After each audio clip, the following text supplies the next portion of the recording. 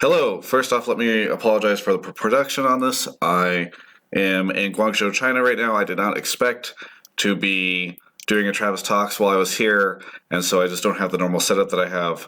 Hopefully the audio and everything is okay. I apologize if it's not. So today I am about to do this vlog, this Travis Talks about IMT being out of the NA LCS. This was reported today by ESPN, and it actually corroborates some rumors that I'd heard recently. Let's put it that way. And so I normally don't like to talk about this stuff because, whenever it's just sources, you never know the full details. But given that I'd heard about this, I feel like it's safe to discuss it and worth discussing. And I'll admit this, I'm really, really nervous about doing this video because there is definitely a pitchfork situation for NALCS fans right now. And normally the guy that comes out in front of the crowd and says, hey, let's just think about this for a second.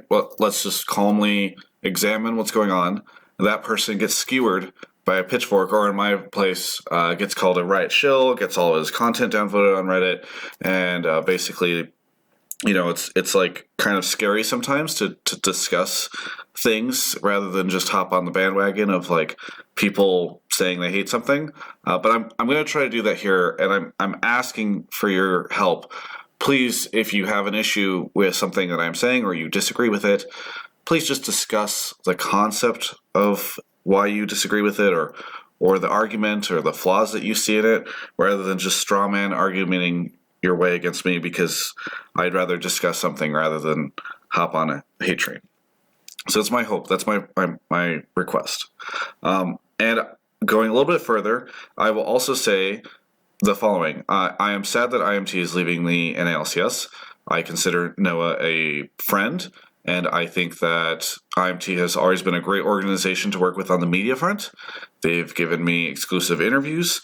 There's no incentive for me to want these guys out of the NALCS, so that's the perspective that I'm coming from.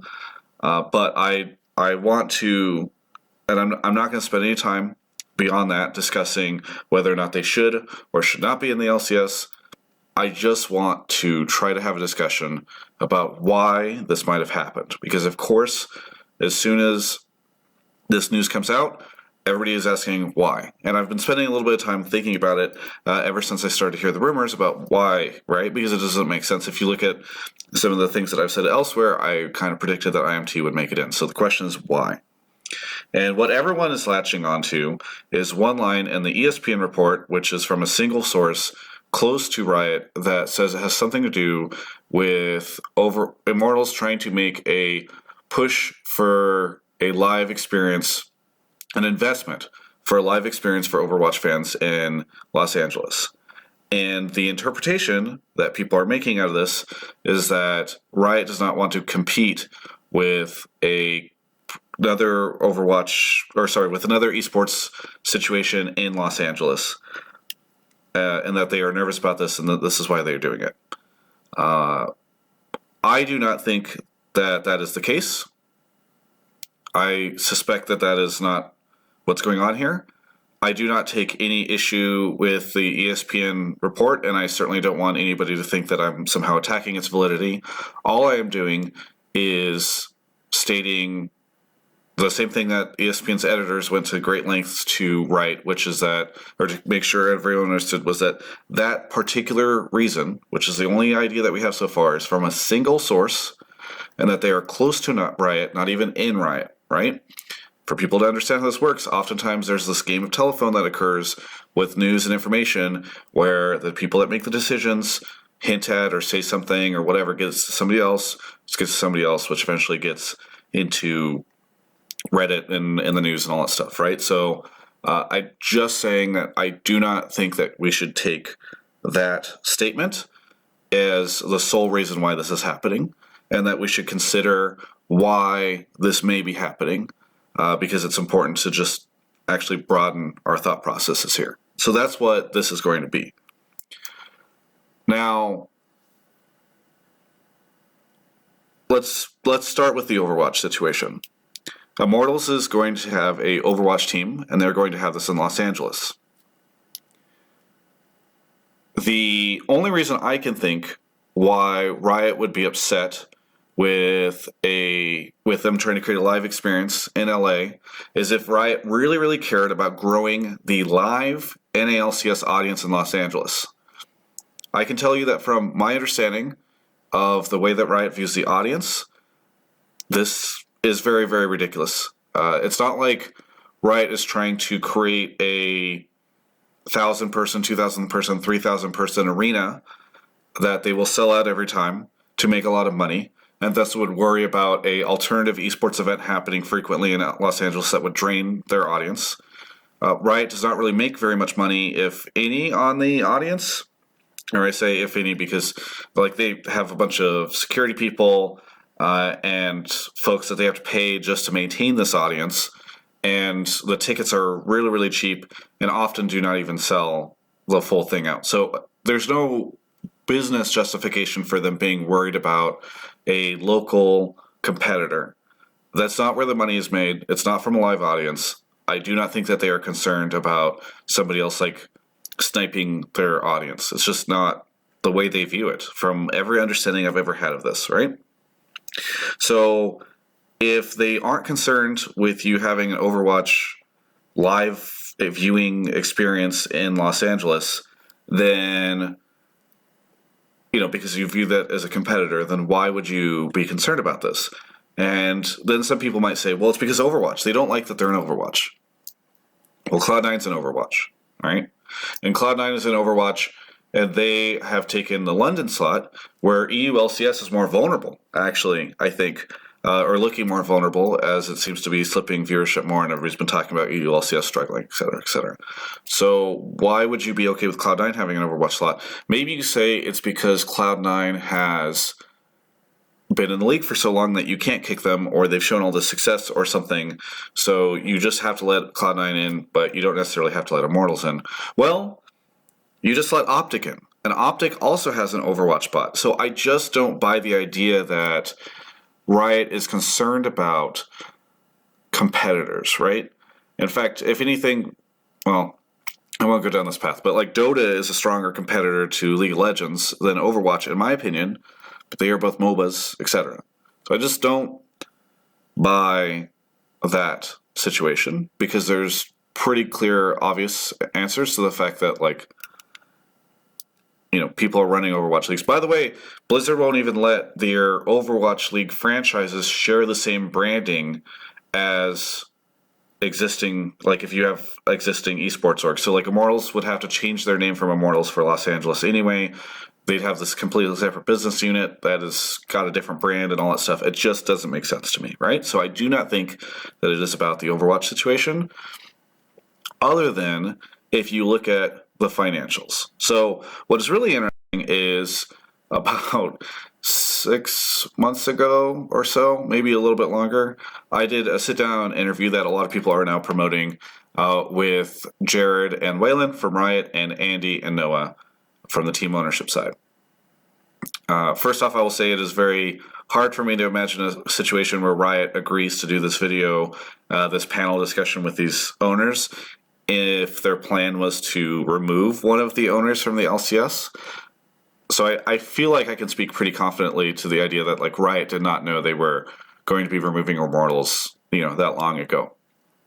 So what has happened since then? Well, we had the application process.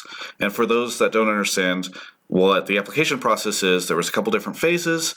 You have to do a lot of different things, including opening your books to Riot, your financials, so that they can examine it. And not just Riot, by the way, but Riot actually has a group, I'm sorry, I forget their name because it's 3 a.m. here in China, that is from the traditional sports side that is consulting Riot with this application process. This is actually something that they cited in their information, their release about how this whole thing is going.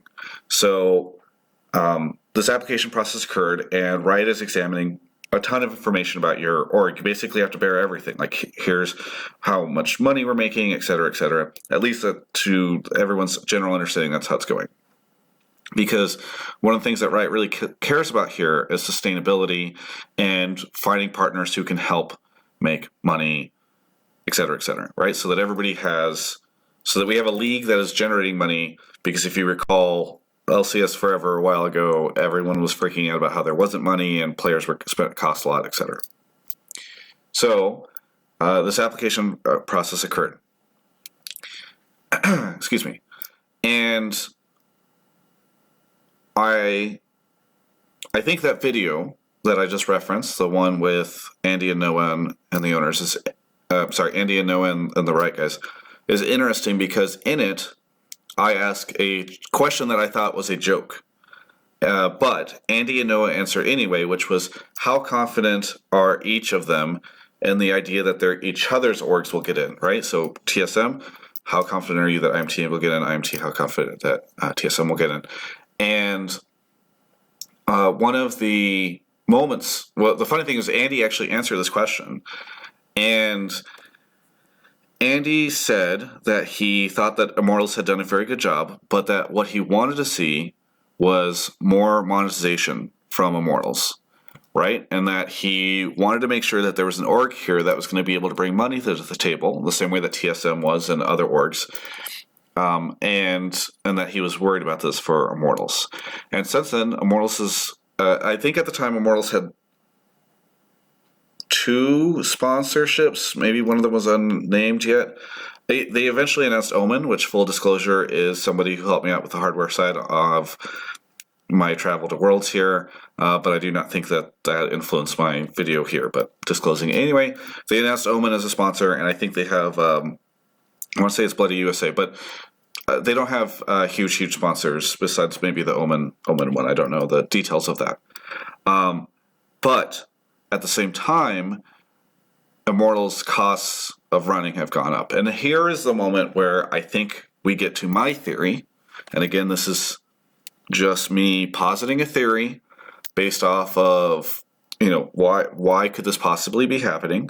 Because it's worth asking it, but it's just speculation. Feel free to disagree with it. Feel free to posit something else. Speculation. And that theory is that Riot looked at IMT's books and saw that this is an organization that has been completely VC funded, does not have a sports org backing them, does not have a history of success in esports in terms of securing sponsorships and sales, the same way that you have something like Cloud9 and TSM, and let's go with Optic, who is now entering the scene as well. So this is an org that in its 2 years of existence has not perhaps been able to secure a great deal of revenue, and that this is an org that perhaps is spending a lot of money because they have spent money in League, and they've done it pretty. I think that they've paid their players usually top of market, and they've spent a lot of money to get top players. They have a house in Santa Monica or West Los Angeles, unlike somebody like CLG who's out in Arcadia. They have the CSGO team. They just spent $20 million on an Overwatch team. And remember that quote from the ESPN article, which is that they now want to make an investment in creating a place for fans in Los Angeles to watch Overwatch or watch their team or whatever. So you open up the books of Immortals, and what you see is a lot of money going out and not a lot of money coming in, and a purely VC-funded team that is not... that at some point in time is going to have to answer to its investors.